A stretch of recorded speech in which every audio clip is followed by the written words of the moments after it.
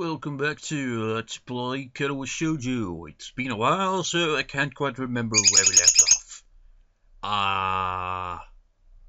Yeah. I think the previous part I'll be uploading today, so for once, I'm actually early-ish when it comes to recording. I'm so engrossed in thinking about Misha, I don't even notice Muto approaching my desk. Sure, what's this about? It's probably better if we speak outside the classroom. Something about this doesn't sound too good, but I stand up and follow him out into the hallway. Muto stands in the hallway scratching his head as he works out what he is trying to say, and not knowing what is going on, I wait silently. So tell me, how are things? Things? I expected Muto to be a little vague, but this is pushing the limits. You know, things. You've had a week to settle in now, so how are things? Fine, I guess. I see, and how is your condition? The pause before condition seemed a little unnecessary. I haven't had any problems so far. A brief shimmer of relief passes across Muto's face. Good, that's good. The school nurse was a little concerned that you might have been pushing yourself a bit too hard. He asked me to keep an eye on you when he couldn't. That makes sense. Ah, so he's got more than one spy, as he puts it then. He's got Emi, he's also got Muto to look out as well. That makes sense, if I read that or not.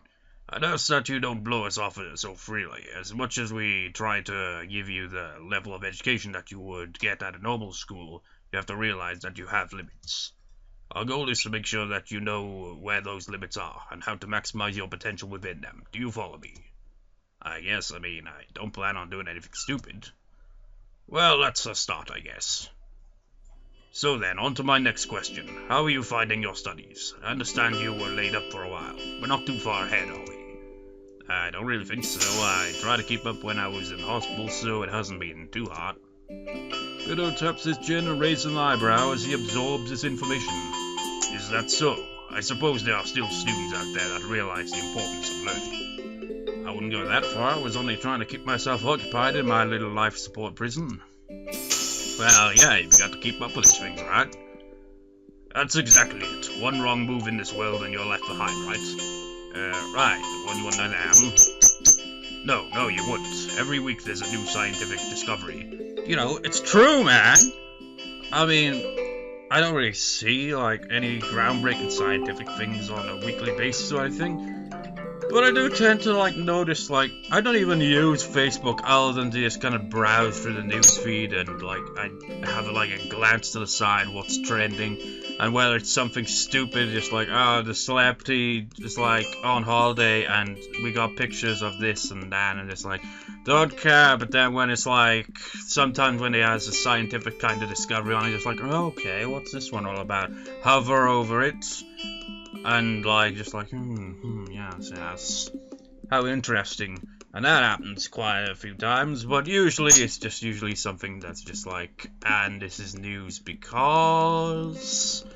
But then there's stuff where it's just okay, that's meaningful news, that's newsworthy, and then it's and we need to know about this because celebrity number 1 is in relationship with celebrity number 2, and...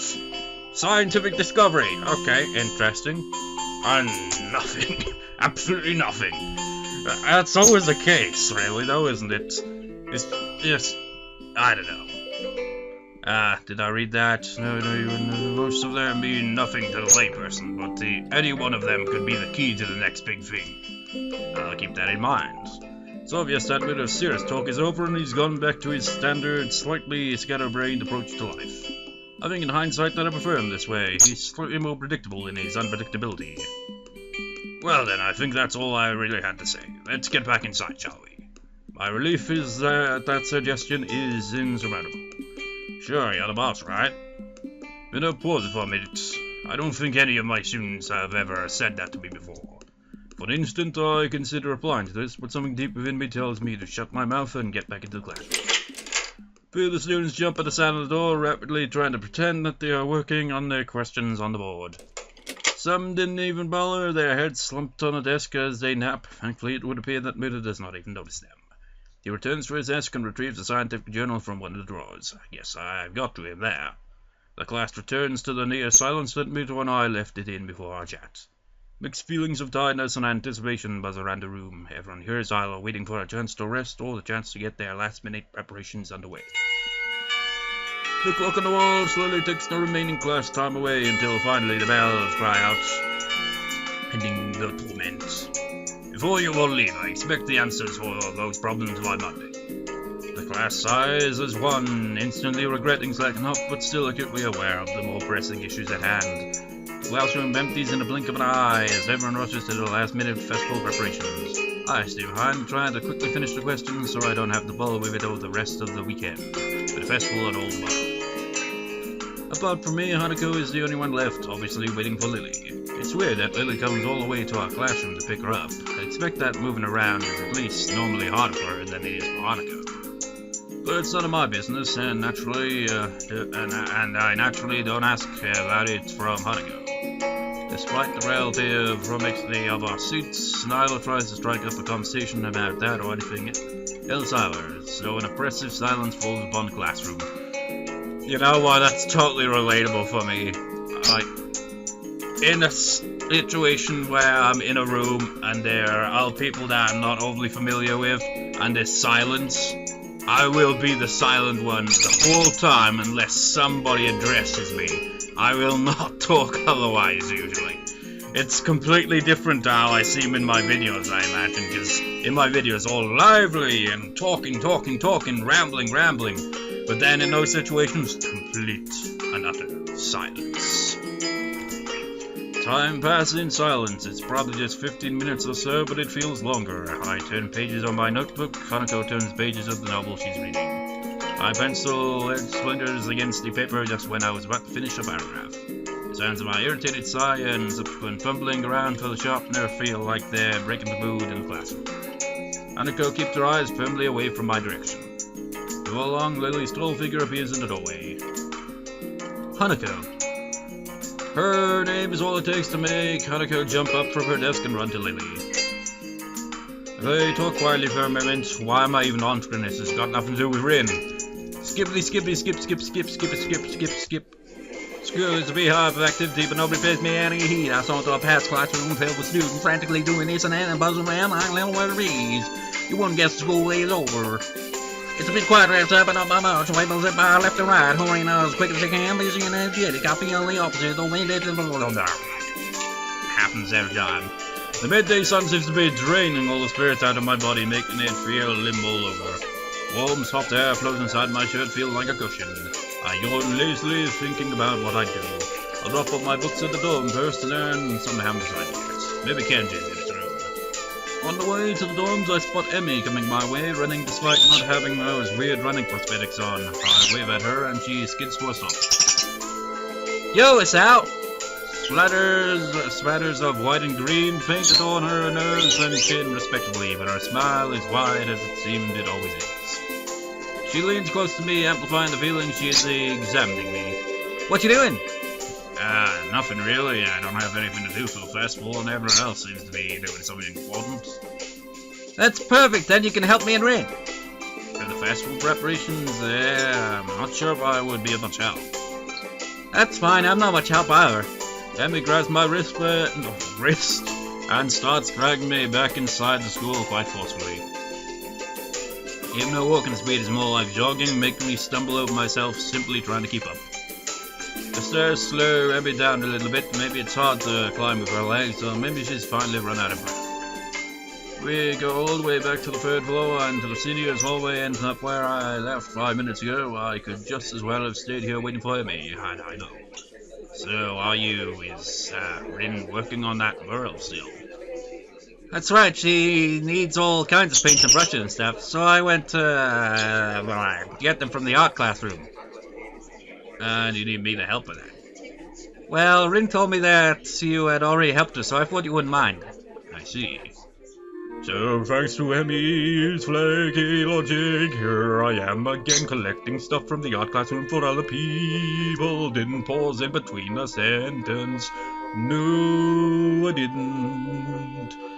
The room is empty apart from ourselves and the lonely specks of dust floating in the air. Emi skips straight away to the back wall, digging out a tiny, crumbled piece of paper from her pocket. While she tries to make sense of the scrawled handwriting, I take a close look at the materials lying around here. Is this scene gonna be different? I imagine it would be, since we're not going with Emi's route, so she isn't gonna be like, hey, I've got like a plan laid out. Dozens of paint cans and bottles are arranged on the shelves in a most unorganized fashion. Some look like they have been left there for several decades, relics of previous art club generations. Next to the heavy stacks of neatly piled drawing paper are boxes full of different sized brushes and unsorted crayons. The smells of paint, turpentine or whatever, and fresh paper float in the stale air, mixing in my nostrils to form that unmistakable scent of art. Emi studies her notes, comparing them to markings on the various paint cans, and passes them to me as she finds the correct matches. She stretches her neck to look on the topmost shelf, but it's not quite enough. Her eye level stays below the shelf no matter what she does. Emi gives up and just looks up to the shelf longingly, like a child at a toy store huffing in annoyance. After a moment of building anger, she starts jumping up and down, apparently trying to speed read the labels during the fraction of a second she can see them, and catch what she can. It's no surprise that she fails miserably and almost manages to bring the entire shelf crashing down. Now I see why lending a hand here would be useful. Come on, let me do that. You can't jump high enough, and I don't want you to hurt yourself trying. Also, I'm like twice your height. You are not! She turns around, flaring scorn, flushed cheeks and all. Just kidding, just kidding. Anyway, I'll look up there, okay? She glares at me one more time, but can't come up with a retort. With a grudging turns her back to me. So I begin turning around the top shelf for paint, while below Emi crouches to scavenge what she can from the cupboards. I shake my head a little, have to double checking to ensure she can see me do so. Emi having a complex about her height was a surprise. I wouldn't have joked about it otherwise. She seems easygoing, but I guess everyone has their weak spots. Well, you know more about her, well, in her route, but this isn't her route, so it's like you completely forget it because it's a different route we're going for. Only after we have almost all the items collected and spread out on a desk like a treasure hunter spoils do I realize that it wasn't necessarily the height jab that got her riled up. She might not like to be told that she can't do something, like jump. But Emi herself seems to have forgotten all about it already. Quick to anger, quick to forgive. Yeah, she's that type of person. At least she doesn't seem to have taken anything to heart, as she chatters away happily while we pick up the rest of the items and then make our way back to Rin. I usually carry the bulk of the materials as we make our way towards the dormitories. Rin is really stressed about getting the painting done. It's her own fault though. She should have started earlier. Is she gonna make it? No idea. It looks good to me, but with Rin you never know what's going on. I found her this morning lying in front of the dome in a fetal position. She hadn't slept all night. I can't believe that the night nurse hadn't found her. And now she's painting again like crazy. Yeah, I've noticed that she comes off as kinda unhinged, so to speak. Emi giggles at that as well as at my likely too obvious awkwardness. I don't mind it, she's just a little weird sometimes. On that I can agree with her. Unlike me, Emi seems to be cool with Rin's whatever it is that feels so off about her. Still, they don't feel close like Misha and Shizune do. With them working as a single entity sometimes, it's hard to say where one ends and the other begins. Even though they're so different, just like Emi and Rin are. And Rin is the most different of them all, different from anyone else I've ever met. Yeah, yes, she's a very unique person. I return to that word again as if it encompasses Rin's personality by itself, but really it's just a substitute for a lengthy description of her oddities. Emi giggles as I grasp about for a properly descriptive word. She's just weird. You know, earlier she just spent half an hour sitting on her box and stared at her toes. She giggles again in a way that makes me think she doesn't know what's funny about it. It just is. All that time. My working area is a mess, but the barrel itself has taken over even more of the wall since I last saw it. The disfigured human figures have been mostly colored in tones of red, pink, and orange. Weird imagery, things populating the spaces between. It looks nice. I can't think of any word that would describe the work concisely and comprehensively, so I settle myself on a nondescript nice. But honestly, it seems that the area around the wall becomes untidier at the same rate as the mural progresses. The ground is tilted with dozens of paint cans, various art supplies, and empty soda bottles. Rin herself is in the corner of this chaos, standing there looking very cozy, as if it was a natural part of the scene. Well, her pant legs have been rolled up to her knees, exposing her thin legs, which bore a drying spectrum of wall paintings similar to those on Emi's face. Emi sprints to Rin ahead of me and gleefully jumps in front of her. I'm back! That was fast. Did you run in the corridors again? Hisao help me! Emi points victoriously at me. Rin turns around, following Emi's finger with her eyes, looking at my general direction. She nods absent-mindedly at me. She looks like she hasn't slept since last night. A vacant glazed stare that's focused slightly off me, and movements like in a slow-motion movie. Oh, now I remember what happened in the previous part, where she was like, oh man, this is bad, this is real bad, this is like real bad, and she stayed like out there in the middle of the night, and I guess she was painting all that. Hello, Sal, thank you for the help. Don't mention it. I just did. Never mind, looks like you've made progress, looking good as far as I can tell. But now you got more bad luck. Bad luck. I know, but I'm willing to take the risk. That's a very nice thing to say, for me of course, not for you. This is why artists are always unlucky, they have to constantly look at their unfinished paintings. So artists don't find romance, their favorite TV shows are cancelled, or they die young because of an unspecified disease. It's a deep and mysterious law of the universe. Unless they are blind. She considers this for a while, looking like she's gonna fall asleep. There's a boy. At the art club, you see. Blind boy, so he doesn't see. He already told me. I glance sideways at Emi, and she glances back in a way that tells she has heard this one before too. None of us says anything to Rin though, so she continues her monitor and slowly like an unfunny stand-up comedian. He should become an artist, no bad luck guaranteed. Don't you think that would be a good idea? Only blind people should become artists? No, not as such. You might have a point. Abandoning this train of thought, she turns again to consider her work and starts humming a tune that I think I recognize, but can't remember the name of. Emi arranges the supplies we brought and moves a few paint cans around, trying to bring some organization to the scene. Emi, I need the Parisian blue paint. Which one's Parisian blue? She is staring helplessly at 7 or 8 cans, each with a different tone of blue. It's the one with Parisian blue paint in it. Jeez, Rin, you're not helping at all.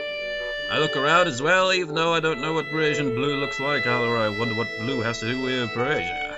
Or what Parisia even is. The name sounds vaguely familiar, but I can't place it.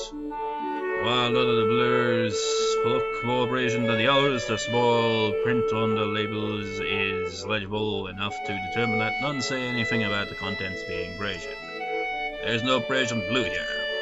Emi heaves a sigh. I guess I have to go back and get some more. Well, get some.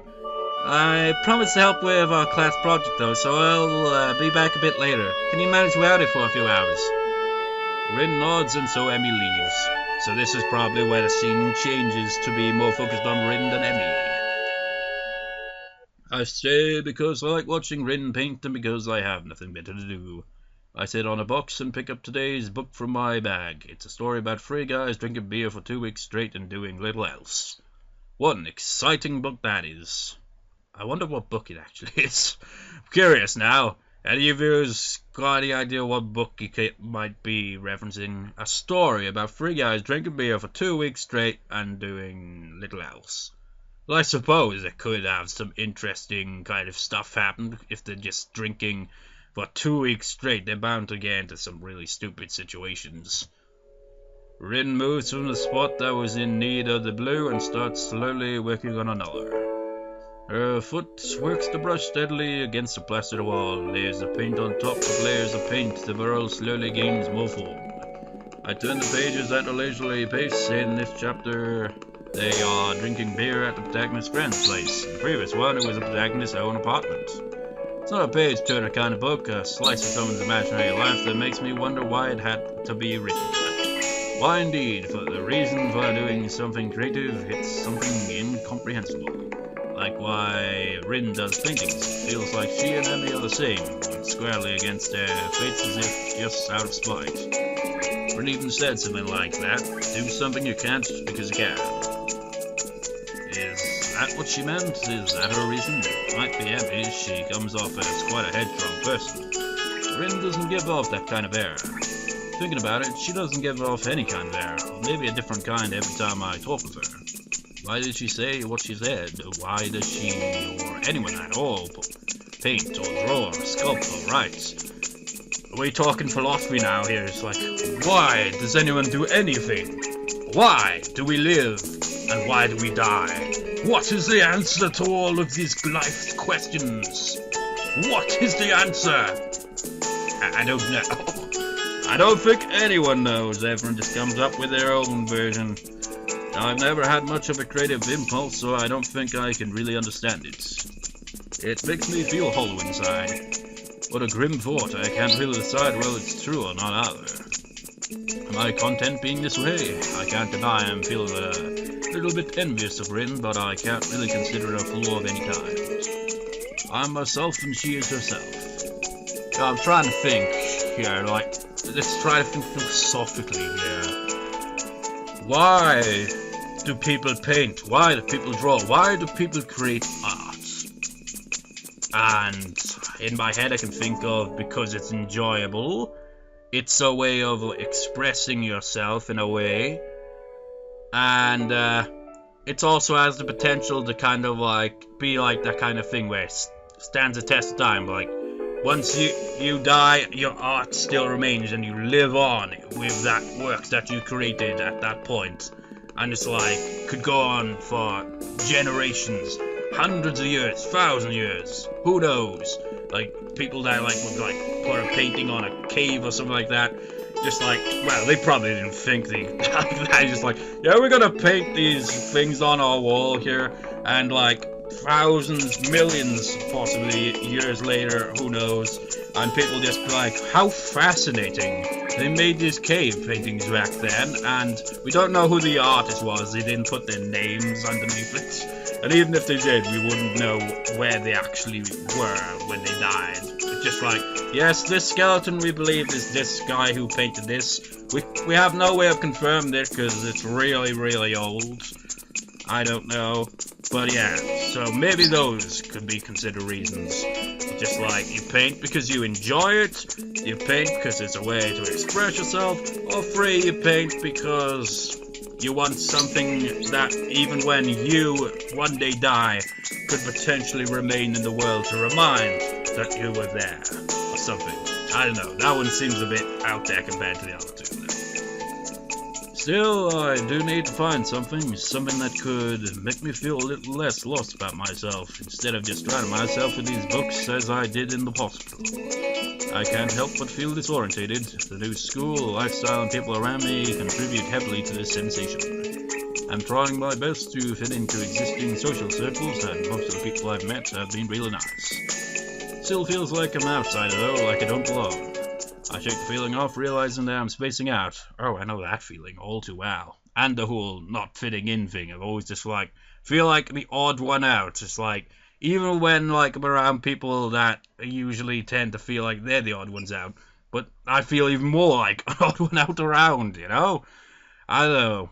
I suppose maybe I am a bit like Rin then, I guess. Just like spacey and just like random odds and just like kind of stands out a bit. I don't know.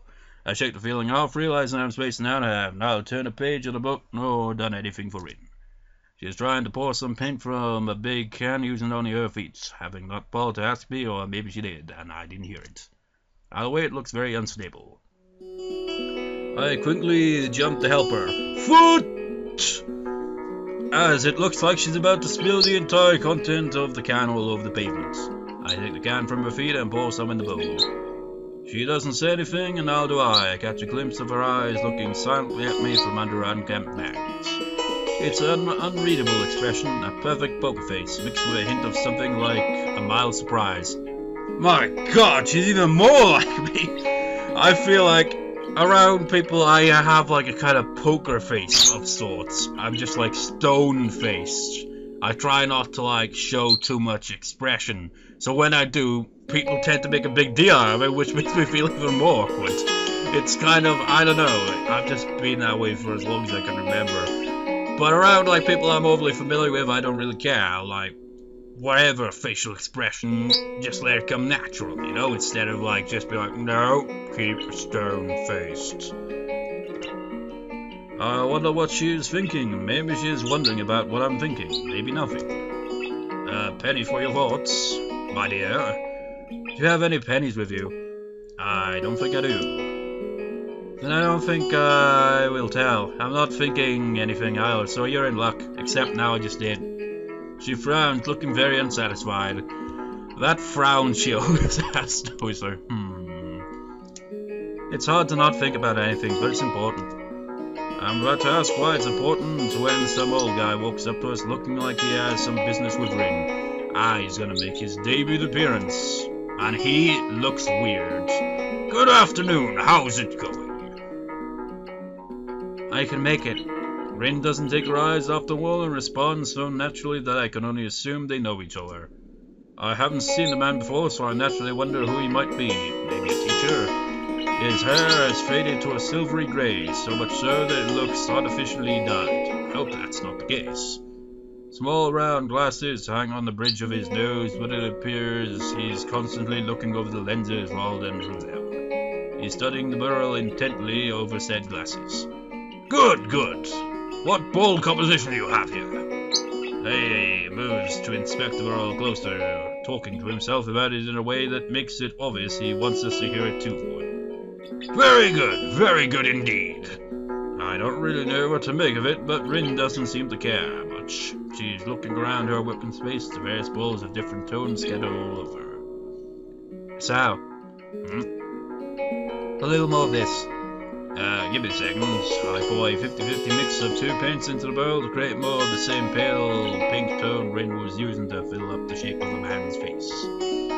Rin watches me do so, which makes me feel nervous somehow. Her face is so unassuming that it feels she's just waiting for me to do something wrong.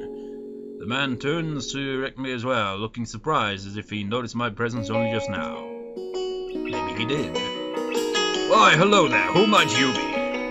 I'm a transfer student to class 3-3. Hisao Emi, nice to meet you. Widow's class, eh? Well, I won't hold that against you. He laughed very loudly, obnoxiously loudly. A few small birds take flight from a nearby tree. I'm Shinichi the warrior, the art teacher. You know, remember that one time when they were talking about the art teacher and Emi comments, I think he looks a bit creepy or something like that. Well, he does have a bit of a look to him that's just like, very, I mean, those eyes, seriously. So this is the art teacher. In retrospect, should have guessed that much. He even looks like one as far as first impressions goes. He has a very eccentric look to him, and a bit of a maddening look as well. Combined. How did you come to end up assisting my protege? I wish I knew. I think we have to say that he's interested in the art club, but let me just check. Because I'm interested in the art club. I guess I'm a little interested in the art club. I blurted out partially inadvertently. What do you mean? Nothing specific. I wonder if I could come by sometime, even if it's just to observe or something. I've been thinking that I should join some club or something, so... It's in no way a premeditated move, but a vague sense of determination has really been building inside of me for this past week. Does this mean if he joins the art club, he won't join the two-person science club? I want to do something. I want to belong somewhere. That's I suppose that's pretty much everyone for the most part, isn't it? It's like everyone wants to do something. They want to belong somewhere. That's life. You want something to do, I do want to belong as well, but where and what? That is the question. It might be as well be the art club. My shortcomings notwithstanding. He's just like, I'm not a very artsy type of person, but hey, screw it, give art a try, why not? The teacher seems pleased. Oh, you want to join? Well, we always welcome new people, of course. Club meetings are normal enough. We study various aspects of the fine arts and try our hands at them as well. Or feet. He gives an embarrassed cough, but Rin doesn't seem to mind. I take a small amount of comfort from the fact that I'm not the only one with vocabulary difficulties in the school. The way rebounds from his wax pub, I frantically check the time from his huge gleaming pocket watch and slaps his forehead even more theatrically.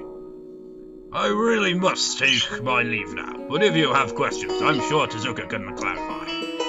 Somehow mentioning clarify and Rin in the same sentence doesn't feel right. Wherever I don't say as much to the teacher since he seems to be in a hurry. Tezuka, I'm pleased to see that this little project is going so well. I just stopped by to remind you to not run off yourself. Tomorrow I've invited certain people to the festival for you, and I'm sure they'd like to meet you as well. It's like the guy has no eyelids at all.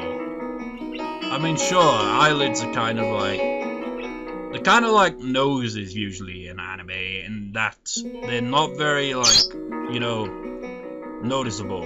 They're kind of just like a line. It's like, that's hers right there. But his is gone, well, okay, they're right there actually. And he's got a more detailed nose, but... Actually, he's got a more detailed face in general, really, hasn't he? But he's like he's lacking eyelids, even though he... I don't know. I hope I'll see you on Monday then, Nakai. The teacher leaves and we are left by ourselves again. Rin is still painting as if nothing notable happened. Since nothing in fact did, I am left wondering what on earth is wrong with me. Art and I haven't worked well together in the past, at least judging from the grades I used to have in middle school.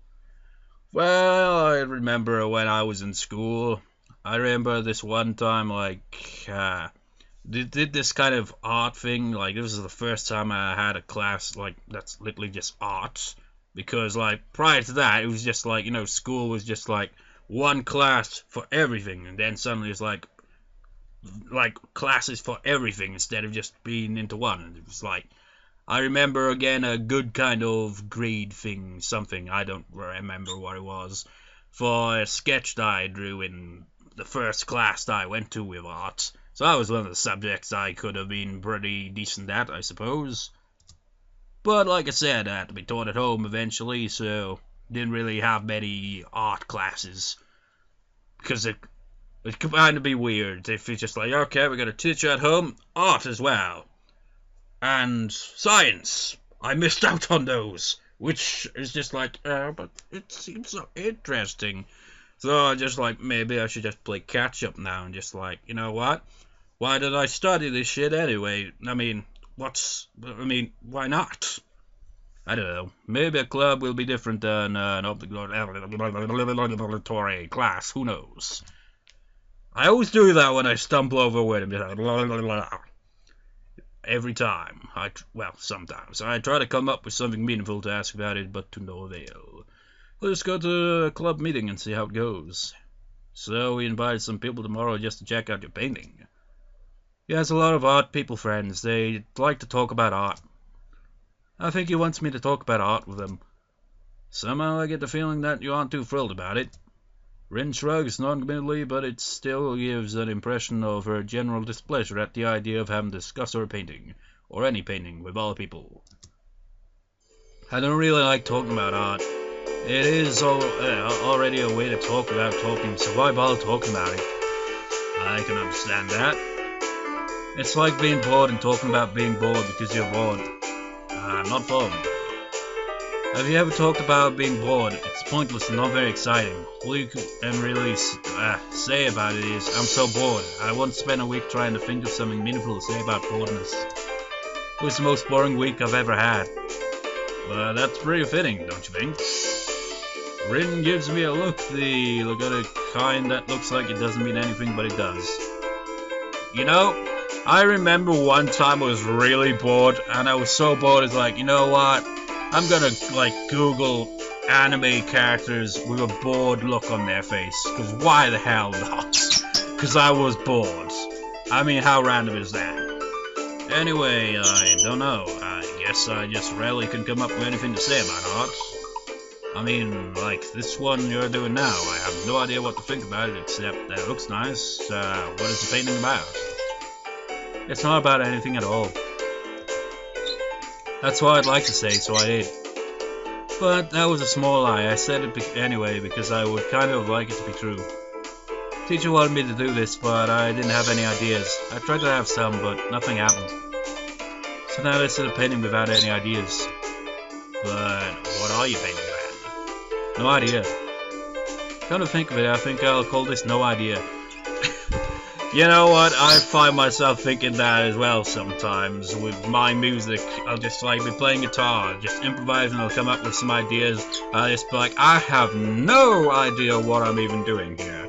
I'm just kind of like noodling here. It's like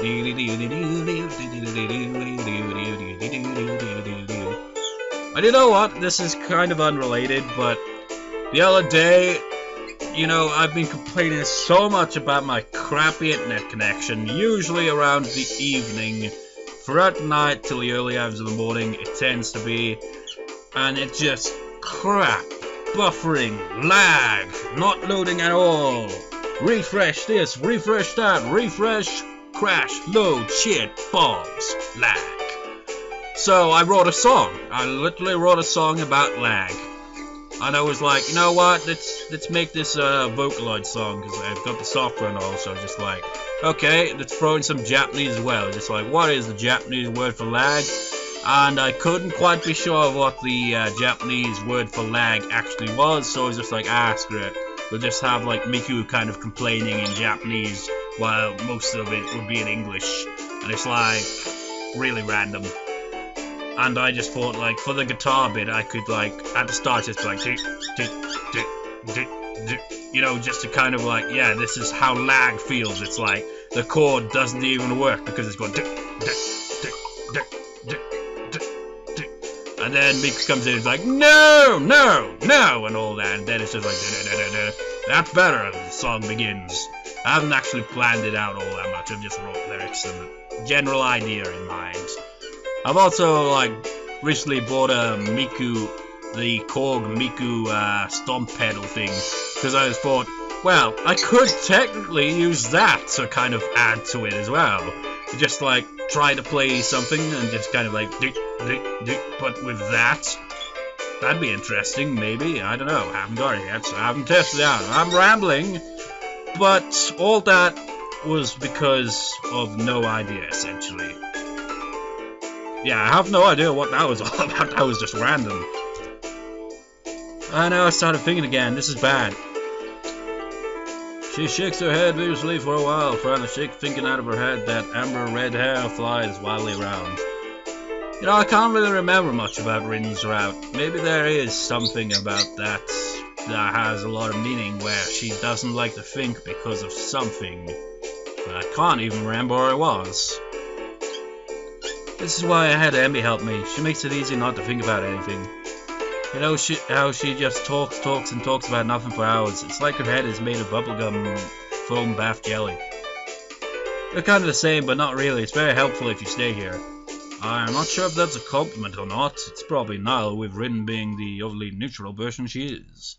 So, is there anything specific you'd like me to do to make you not think? Just be. So, without knowing what I should do, I just sit on an empty box to watch her continue with the painting, idly leafing the pages of the beer-drinking book. Rin has a serene expression on her face, her dark green eyes hiding what she might think behind them. Now wait, she's supposedly not thinking anything, right? She quietly hums to a tune, interrupting every now and then with polite requests for more paint or another kind of brush. Her concentration is admirable, even though she seems to be sleep-deprived and under pressure to finish the job. Inch by inch, the painting gains more form, details being added on top of details, colors entwining with each other, filling the empty spaces growing on top of each other. I find myself thinking about inspiration and motivation to create art again. Where does one get ideas? They don't come out of nowhere, and I don't think there are movies that magically inject some inspiration in your head. You know, music is a form of art, right? And like I said, I wrote a song about lag. I was inspired by how shit my internet was, and I wrote a song about it. So that's a new type of inspiration. It's a bit of an odd inspiration, but I was just like, you know what? I'm gonna freaking make a song about lag called Endless Lag. And I'm gonna have Miku do the vocals for it. Maybe even use the effects pedal for it. But I haven't got it yet, so I haven't tried it out. So it's just like, yeah, I could totally do that. And it's a song where I don't have to be overly serious about how I approach it, so I could potentially actually record that one. Trouble with me is I've wrote quite a number of songs, but I haven't actually recorded them because I'm just like, I want them to be like perfect, but I just can't get it to be that way. So I'm just like, you know, if it's a song like that New Year's one I did, I'd just be like, you know what, I could just like come up with a chord progression, easy, and come up with the vocals, easy enough, and just like improvise the rest. And that's what I'll probably end up doing. Where does one get ideas? I've already read this. Ideas have an origin and a purpose. The more I think about it, the more I'm convinced that Rin is lying about her barrel, or at least twisting the truth. Maybe she doesn't even realize it herself. You know, another idea that I'd got for a song, this is, I think, the first song that I ever wrote with, like, guitar chords and a melody, well, guitar, bass, and drums, all that in general. Actually, I'm not sure I've got the drums on that one yet. But it was the first one that I actually tabbed out, like, music-wise for a song. And I was inspired by it when I was just playing guitar while reading through the Wikipedia page of the Great Fire of London. I was like, you know what? This chord actually sounds like it actually could fit this scenario. It's like, yeah. And then I wrote a song about it. And it has a pretty nice sound to it. And it has really kind of fitting feel. And that's what inspired me there. I don't know why I'm rambling on about inspiration, but I do, because he's talking about inspiration and art. You can't do anything creative without having an idea of what you're going to create. That would go against the definition. Every stroke must be dedicated to be drawn, decided I mean, even if it's made at random, then that too is a conscious decision. So her painting, even this one, must be based on having some deliberate goal or idea of what to paint. Possibly, but I don't know. I think you could technically maybe actually approach something, you know, without any ideas in mind and just kind of go with it. I mean, that's what I do when I play guitar. It's just like nothing in mind, just improvise, and sometimes it'll come up with something interesting. And I don't tend to go into it usually with the idea of, you know, finding something interesting. I'm just kind of like be bored and just like, and then eventually sometimes I'll be like, ooh, that sounds nice. Or I'll be like, hey, that's a new chord that I haven't heard before. Let's see what that is and stuff. But we're talking about a different type of art here. If Rin's idea is to have no idea, as she said, does that count as having an idea? I have an idea that I have no idea. Logical paradox. That seems to be Rin's modus something. For most normal interactions, it wouldn't surprise me if she hadn't even noticed this herself. I wonder if I should bring it up, but I'm not sure if I want to engage in an argument about logic with this girl. Or any girl. No, that's...